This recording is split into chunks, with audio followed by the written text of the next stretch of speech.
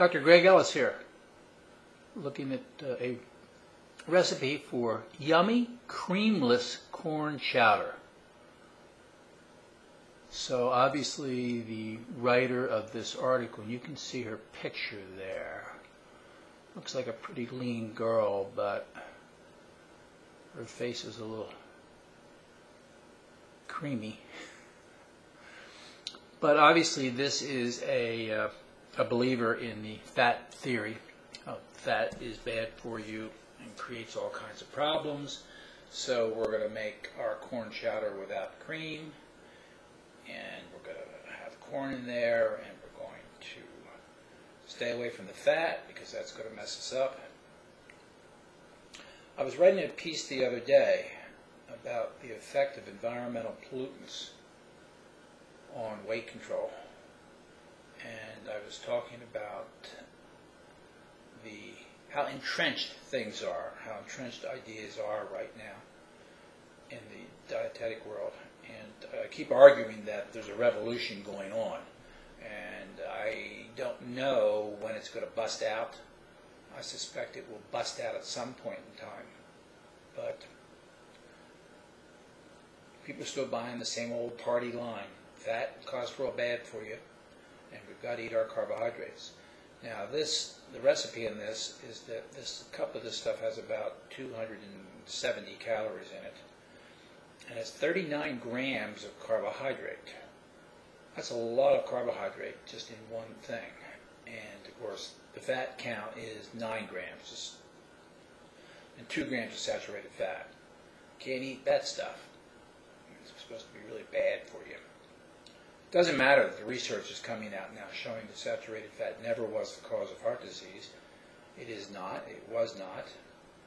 But the idea is so entrenched within the society, so many people believe it, that I just find it incredible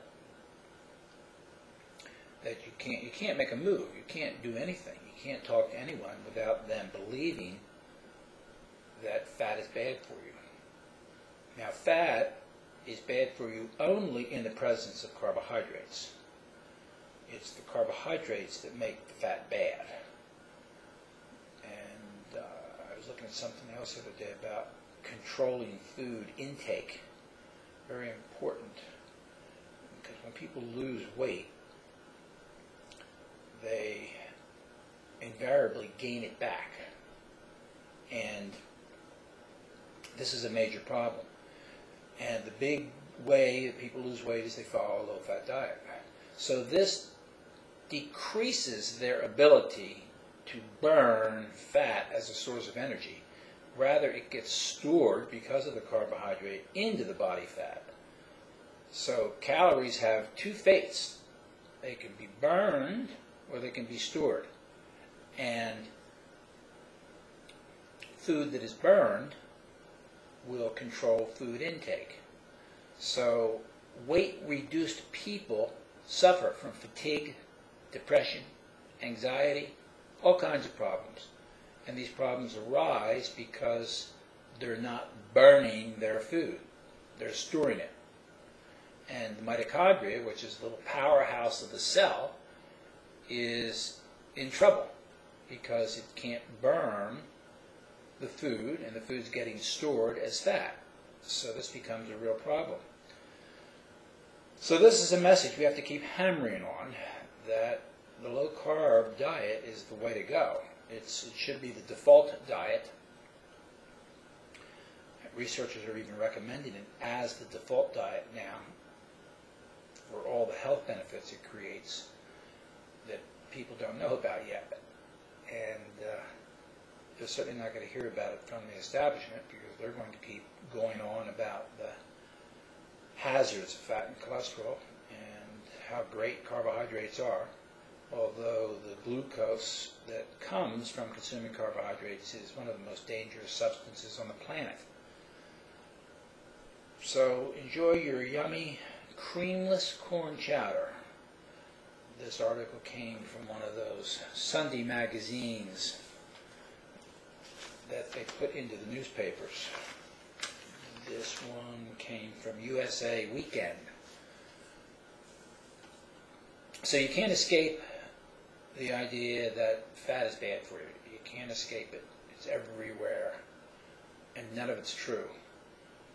So if you want to be healthy and you want to be successful at weight control, cut carbs, not fat. And your fat will automatically be reduced. Automatically, your body will not replace, it will reduce their calorie intake by about 30%, but it will not replace those carb calories with more calories. It just doesn't work that way. So the fat content of your diet actually drops. And of course, this will reduce your exposure to environmental pollutants, which are stored in body fat. There's no way around that.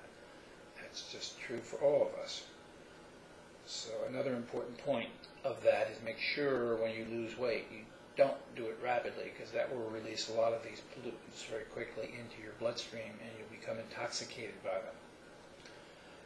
So this is new information that I'm trying to bring to bear along with the carbohydrate restriction, and tie these things together in an important way.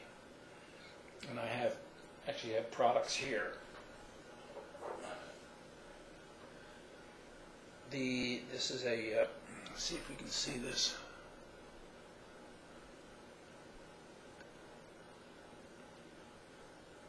Lawn and Garden Detox. This is a homeopathic remedy that actually stimulates the body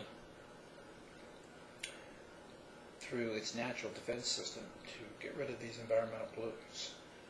So I'm putting a program together for that.